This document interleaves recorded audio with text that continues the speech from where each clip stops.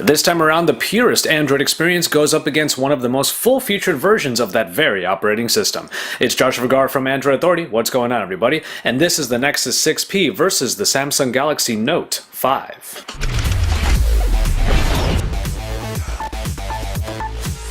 As always with these versus videos, you can find the more minute details, including the spec sheets for both of these devices, by clicking on the card that should be appearing right about now so you can see the full written comparison at AndroidAuthority.com. When it comes to design, you're pretty much going to get premium either way. It just matters what kind of material you're going for. In the case of the Samsung Galaxy Note 5, we now have a metal frame with a unibody that employs dual glass panels. What's nice is that there is a curve to the backing, so it does sit really nicely in the hand, but this unibody also means that there are no more removable backs, and that means no more replaceable batteries or expandable storage. But really from there, you have a lot of the same elements, including the S Pen, which is nestled right down here in the corner and now has a clicky top, so it is able to be in there completely recessed. You still get the same button layout all over the place, and really this feels like a still Samsung-esque device. On the other hand, we have the Nexus 6P, which takes on a new design now head by Huawei. And Huawei has done a great job in providing a big metal redesign on here that provides a very premium look and feel. You even have that black bar on the top, which houses the camera and its accessories, but of course it's all about this fingerprint reader here on the back that is able to wake and unlock the device simply by putting your finger on that area. 5.7 inches is what you get in both of these devices, and the Nexus 6P is just that little bit bigger overall than the Galaxy Note 5, but it doesn't really hinder its handling all that much. For the most part, you're going to get a very similar experience here, even though the curve on the back here does make this sit a little bit more nicely. The flat sides of the Nexus 6P also help its case as well. But we have very similar specifications when it comes to the displays. Quad HD is the name of the game here, and you get very high resolution no matter which of these two devices you pick. Now, we do have a Super AMOLED display on the Galaxy Note 5, but that doesn't necessarily mean it is really all that much better than the AMOLED display on the Nexus 6P. We get a very similar color output on here with a bit of a punch up in those colors due to the saturation, but from there, it's still a great display experience either way for both work and play. Now, one thing that the Nexus 6P is able to boast is the ambient display, which does come up when you bring the phone up from, let's say, a table or the prone position. It is kind of nice to have so you can get a quick look at your notifications, but it's not the easiest thing to trigger.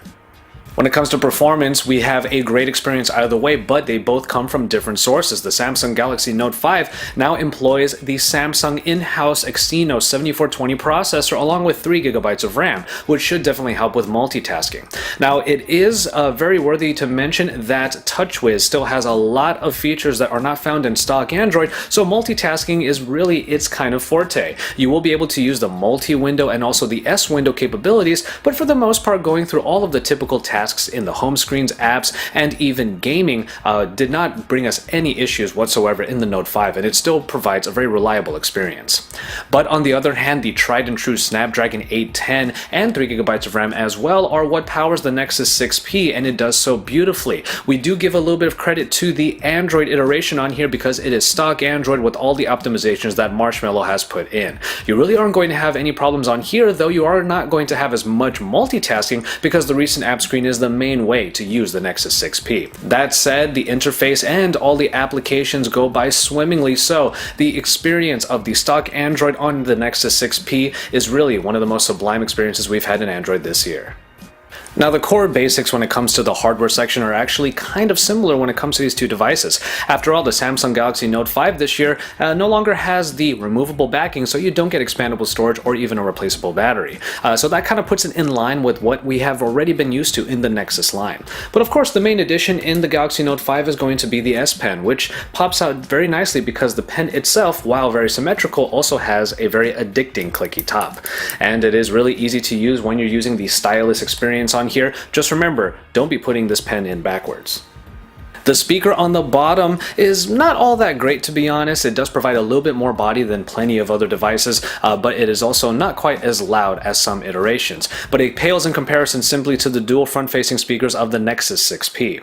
For that matter, however, the connections are all pretty much the same on here, and the fingerprint reader inside of the home button is really easy to use. You are going to have to press the home button to wake the device, but leaving the finger on there will unlock it pretty quickly.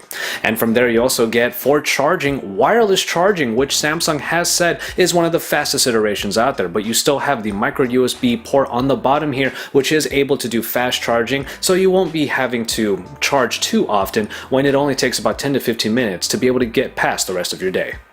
As we move on to the Nexus 6P, the first thing we can talk about is that fingerprint reader on the back. Now it's that little circle there, and once you have your fingerprint set up, you just have to put a finger onto that area and it will wake and unlock the device simultaneously, which makes it just that little bit faster than the Samsung Galaxy Note 5. And then when going to the front, we have the dual stereo front-facing speakers on here, which are a treat no matter what device we see them on, and they work really well on the 6P. We don't really have to have our headphones out when we were playing games mostly, because the sound from these two speakers already provides a nice experience. A lot of the same connections are also still available here in the Nexus 6P, but you're not going to get wireless charging on here, which is a little bit of a bummer. But actually, the 3450 mAh battery on here can go for quite a while, just that little bit more than the Galaxy Note 5, especially when you factor in Marshmallow's new Doze feature. And then finally here on the USB Type-C port, which is the new standard that we do have to get a little bit more used to still, we also have the higher powered currents that, even if it's not going to be using Qualcomm's Quick Charge 2.0, it's still able to provide a really fast charging experience. This 3450 mAh battery might seem large, but going from 0 to 100 in the charge only takes about 90 minutes. So for both of these devices, we have a good outlook when it comes to hardware, but when it comes to the Galaxy Note 5, you obviously have the stylus experience, and if that's what you really need, then you can go ahead and choose the Samsung device. But the Nexus 6P is definitely proving that it is very good for even the power user. And in camera, we are dealing with two very powerful packages on here. The Nexus 6P is the one that probably got the more profound upgrade, however, because it now brings great camera quality, whereas the rest of the Nexus line just paled in comparison to the rest of Android. A larger sensor is able to pull in 13 megapixels worth of data, and you'll be able to get those pictures along with an 8 megapixel front-facing shooter for those selfies. But when we're talking about the application, there aren't too many controls on here, definitely no manual controls, and as far as the modes go, we do have a nice auto HDR plus mode and also really good slow motion capture at lower resolutions. But as far as other modes go, we have things like lens blur and photosphere with not too many extras after that. But that is what the Samsung camera is able to boast. Now, though it does have a 16 megapixel shooter, it is also with optical image stabilization, which the Nexus 6P does not have, and its front-facing shooter is of 5 megapixels. But its application provides a lot of control. Not only are you able to add a lot of different modes onto there, but when you go to the Pro mode, you are able to change, even in minute increments, things like the white balance and the ISO. So from there, you have a lot of great features that Samsung has commonly put into its cameras. But we are always looking at picture quality here, and to that end, we have these examples. We'll start off with the low light shots, of which we actually think that the optical image stabilization is able to pull a more usable shot than the larger sensor of the Nexus 6P. But that is, of course, with the combination of a very steady hand, if you can do it, along with a night mode that tries to pull in a little bit more light in a longer exposure. But when it comes to general pictures, we actually thought that both of the cameras provided really great pictures. The Nexus 6P does tend to have that little bit more sharpness in its photos, and the Galaxy Note 5 is kind of putting a bit of a warm hue over all of its photos, so the color profile might be just very slightly different. That said, however, both pictures are really enjoyable and you should have a lot of fun with it, so it kind of comes down to how much control you want to have over them. That warmish hue that we see on the Galaxy Note 5 can be alleviated, of course, in the Pro mode. So you can really kind of take your pick here, but at the very least, in the auto modes with auto HDR available, you should be able to get some nice photos no matter which of these two devices you pick.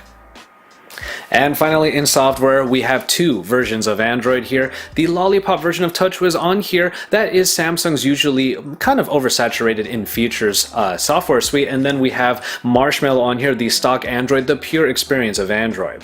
Now, we will start off with the Nexus 6P, which has the stock Android experience, and if you've ever had one before, you kind of know what to expect here. There are a few subtle changes, however, with an extra line on the app drawer that provides your most used applications, app permissions so you can get an extra layer of security, and the flashiest of the new features now on tap, which by holding the home button, you will be able to look for certain terms that are currently shown on the screen. Now, the thing is, though, that the Android Marshmallow iteration on here is all about its speed and snappiness. And of course, when you're going to be getting a Nexus device, you're also going to be getting a lot of updates for the foreseeable future that are available before plenty of the other carriers. But that said, however, speaking of the carriers and manufacturers, Samsung has put a slightly toned down TouchWiz onto onto the Galaxy Note 5, which of course uses as its mark the S Pen. But before we get to that, we still have the multitasking capabilities of the multi-window, which is easily triggered from the already existing recent app screen, and of course the S window if you want to drag down to a floating window. But from there, TouchWiz pretty much looks and feels the way that it always has, but you can of course theme it if you want to. But it's all about this S Pen right here, which does provide a stylus and more executive-like experience if you so needed to. Pulling out the S Pen from here will open up the Air Command menu, and there are a few key functions on there, including the ability to go straight to S Note by using the action memo and writing down any number of things that could then contextually be put into other applications. Smart Select is one of our favorites because it's able to pull any little portion of the screen, and then it provides a very easy way of sharing it. And then of course the Screen Write, which now can also take scrollable web pages. But really the best part about using the S Pen is that if the phone is actually in standby and off, when you pull out the S Pen, this becomes a blank slate, and you can actually write anything on here that will then become part of S Note, and you can always use that for further reminders later on. Now, it is worthy of mention that the Nexus 6P, despite having a great and mostly updated version of Android, has features that will eventually make it to the other phones, and Samsung is no exception. It just has to take a little bit longer for it to provide those updates for their users' phones, like for example mine, which is still on Lollipop. But if you want a very saturated in-feature software suite, then of course you have multitasking abilities and that S Pen here in the Note 5. So unless you really want those extra ways of doing your work and play, you still will have a great experience on the Nexus 6P doing the conventional and more original ways of all those things.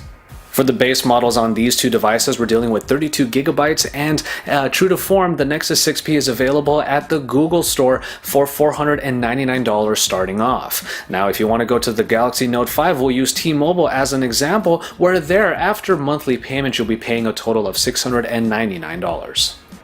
And so there you have it for the Nexus 6P and the Samsung Galaxy Note 5. Now, it was pretty easy before in the Nexus line to say you kind of get what you pay for when comparing them to the flagships of the Samsung camp. But now that's not really the case, as with Huawei, Google has been able to provide kind of the real flagship experience if stock Android is your measuring stick. But if you already know what version of Android you're looking for, then the choice is really easy. No matter which one you choose, however, you get very premium devices here, and you aren't going to have any problems getting anything done, no matter which one you pick.